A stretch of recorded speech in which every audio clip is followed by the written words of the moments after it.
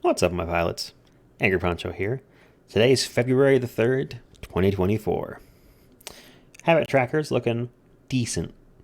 Not great for February so far. Yeah, don't ask what happened yesterday. It's a bad day. Let's do the connections today. Okay. I see farm words. Pen, stable, sty, goop. Yeah, nice. Oh, that's a good category. Lack, ink, old, and range are all words that are also the names of colors with the first letter missing. Yeah. Kind of obvious, honestly. Yeah, Megan told me about this one. What the fuck? I'm really glad I didn't try to actually do this puzzle today because I would have stared at that category just like, what the fuck connects those words? So, yeah. Instead, I'd like to show you I'd like to do a Sudoku if you'll tolerate it. I'll go ahead and give you a little teaser image just to keep you interested in the video. Just, I love the context for this. It's like, bruh, you see the guy in front of you taking this picture, and he takes so long to do it that you can take out your phone and go, just capture that for myself for later. The moment right there. All right, so the way that I look at Sudokus is I kind of visualize in my mind like the numbers are like casting rays across, and oftentimes that quickly eliminates possibilities. So like I'll start with one number and then try the next and then try the next. So I look at the ones, boom, boom, sends rays across like this. One goes up. This is the only space in this square where one can be. You know, we go down here. This one's got two options. Nothing totally set there. Crisscrossing in the middle, we still have three. Let's move on to twos. No twos in the puzzle. Move on to threes. Threes here, shooting up, June. Leaves two places there. Not totally determined, but look here. This three and this three eliminate these four spaces. This three coming down. Boom, three has to go there. Now probably, yep, we have a pair. Why is it? Oh, it's like showing, oh, it's telling me to put candidates in. I didn't know that worked like that. These two threes block out these spaces from having threes. These two ones block out these spaces from having ones. So actually, this square and this square are the only two places in that 3x3 that can have a 1 or a 3, which means that they must be the two that have 1 and 3, which means that this is not 1 or 3, this is not 1 or 3. Of course, we know that from the other eliminations up here, but if these, for example, were being cast from the side, then we could actually get useful information for the rest of this column. Anyway, I'm going to switch to auto candidate mode because it just fills in all the pencil marks for you. Sometimes this is kind of annoying because you get cells like this one where it's like, it could be anything. Not an 8 though. So it's not super helpful. But other times it helps you quickly identify like where naked pairs are and such. And it doesn't actually give you stuff like this one. It could be any of these four numbers just based on what's like in its row, box, and column. But we already showed with some pretty simple logic that it must be a 3. So it doesn't actually give you, like, straight up give you the answers. What it's really useful for is helping to recognize when a cell only has a couple options left. So you can look at them and think, like, okay, is there a reason that that might be the only place that could be? And so on. All right, we did threes. Let's look over here. Nope. Down here we have still 3 places that a 3 could go. And then here we only have 2, actually. So this 3 blocks off this spot. This 3 blocks off these 2 spots. These 2 spots... Oh, actually, this 3 fills that in. So this is a 3 as well. Yeah, that just fills that in. And then casting rays across here. These 2 cannot be 3. These 2 cannot be 3. These can't, so it's one of these 2. Helpful. Let's look at the 4s next. 2 4s there. Nothing really to fill in. Here we have 2 4s. Nothing really to fill in there either. Coming across and down. Not much to see here. 5, we only have 1, so probably not doing much with this one. 5, nothing there. 6, crossing here, pairs and pairs, nope. Top left, 3 options. Nothing too wild there. Let's look at 7s. 7s down here, we fill these in.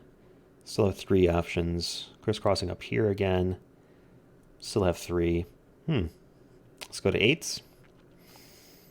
Marks off there and there. Still has 3. There and there. Still has 3. Okay, here we go. So we've got actually fewer than I thought. So yeah, so these are the only 2 that can have 8s there. That's fine. That's just direct from what's on the board. 8's going this way. Yeah, nothing really to see there. 9, maybe we can do something with, because we have 9 across here and 9 across there. So the way this works is, this is like the 2, I forget what this is called, but it's when only 2 spaces in a box can have a number, and those 2 spaces are on the same row or the same column, you can mark that number out for the rest of that row and column. So for example, this 9 going across this way marks off these 2 spaces from having 9s. This 9 marks off these 3. So in this center box, the only 2 places that can have 9 are this one and this one. And they're both on the same row, which means nowhere else in this row could there be a 9. Because if there was a 9, say here, then there would be nowhere to put a 9 in this box. So these 2 9 possibilities here let us mark off the pencil marks for the 9s over here. And sometimes that's enough to limit your remaining options to only 1. Here we still have 2, but it's a good example nonetheless. 9's there, nope. Coming back around to the 1s.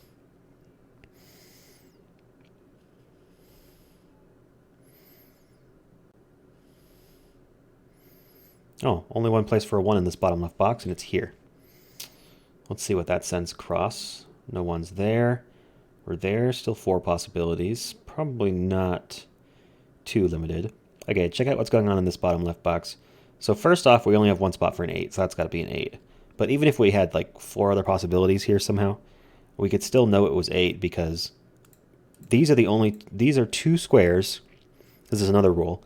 When you have 2 squares that are in a row, box, or column, and those 2 squares only have 2 possibilities left, the same 2 possibilities, you can mark those possibilities out from the rest of the box, row or column, whatever it is that they're in.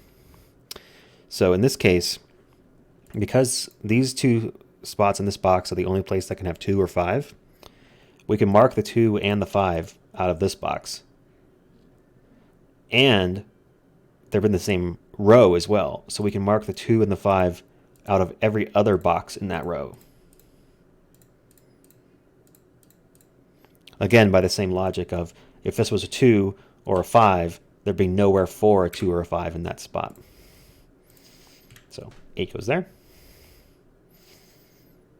So only 2 spots left for 8s there. Do we have this 8 solved? Fills, knocks. Nope, still 2 options there. 2 options up here as well. 3 actually, okay. Yep, 2 5 marks those out. Very nice. Let's go to the 2s. We still haven't filled in a 2. All right, 3s. How many 3s are left? 2 more? 1, 2, 3, 4, 5, 6. 3 more. So the center part's done. We have down here, none here, here or here. So yep, just those 2. Nothing surprising there. In the top right, we still have 3 spaces. And then where's the other one that needs a 3? Oh no, there's actually 7, so it's just those 2. Yeah, so it's these 2 spaces, these 3 spaces. Well, that should be solvable, right? Oh no, we don't have one in this box either. Okay, cool. Easy. All right, on to 4s. We got 2 options for 4s there. Nothing to solve yet. 2 options for 4s here. Kind of empty in the middle on 4s. Still got 3 down here. Doesn't seem to be knocking anything loose. Let's go to 5s.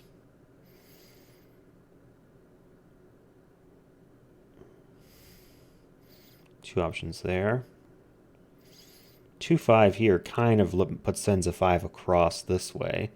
So we can mark these 2 off and these 2 off, but that still leaves 4 down there. 4 different options, I mean, for where the 5 could be. Nope, not much there. 5, 6s. Across here, down, nope.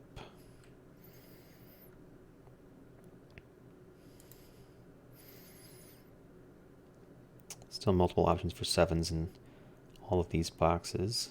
Go back to 8s. No 8 here or here. Leaves 2 options there. Many options remain up top, including all 3 rows of the top rows. Okay. 8 across and down leaves 2 options here. They're already marked out because this box is filled and that box is filled. Oh, look. Here's a solution we already have. So this box and this box both only have 2 and 7 as options. So we can mark 7 and 2 out of this box. Additionally, in this column, this is the only box with a 5 option left. So it must be that. But now here, look at this. In this top 3x3, 2, 7, 2, 7. It's the only options left for those 2. So we can mark 2 and 7 off for the rest of these, which immediately gives us a 6. It's very nice. Then you can see that you've done it right when you end up in a situation like this where you have a 2-7 pair and another 2-number pair, like an 8-9 pair like that.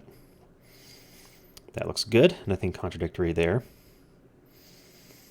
I do like the auto candidate mode for when you get a number filled in and it automatically makes another box like a one-off.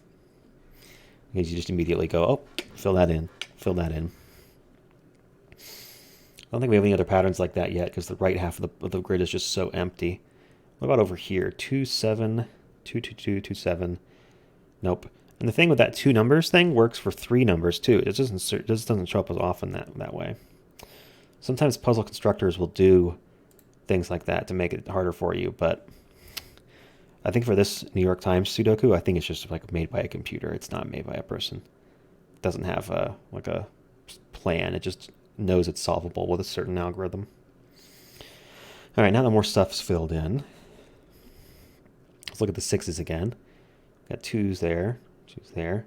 Still have 3 options across the middle. That's not doing much, is it? How about the 5? 5 gave us some information, right? Must have. You have a 5 here, here. And then the cell there, there. Because of that one, yeah. We have 2 options there. Man. Nothing doing. There's no one other number that only appears down there either. All right, back around the bend. Once I see another connected pair. Here we go. 4, 2.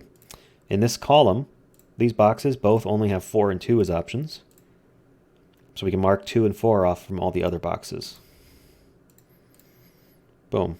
That narrows it down a bit, doesn't it? Oh, yeah, actually, because it fills this one out to just be a 7. Easy. This is a 3. This is a 9. Oh, now we're cooking with gas. We might just be done. With some of these Sudokus, you get to a certain point where you filled in enough numbers and the grid just like gives up. Basically, you've done all the logic necessary to determine the puzzle, and now auto candidate mode is just marking off all the options for you, and you're done. That's really what it takes to solve one of these Sudokus. If you're on like hard or whatever, you got to learn to recognize those little patterns like I've been talking about with the connected cells and stuff.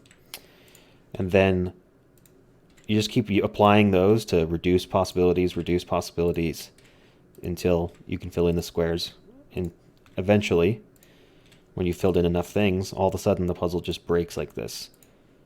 And the last, like more than half of the cells of this puzzle are getting filled in right now. Like way, way more than half. This works in paper too. It just takes a little longer to go through this phase because this auto candidate mode marks them all off for you. Exciting. And now I have a second image for you because you watched the whole video. Thanks for sticking around. Oh, we already saw that. This is one of my favorite images. This is a picture of Galapagos finches. You know, the ones Darwin studied.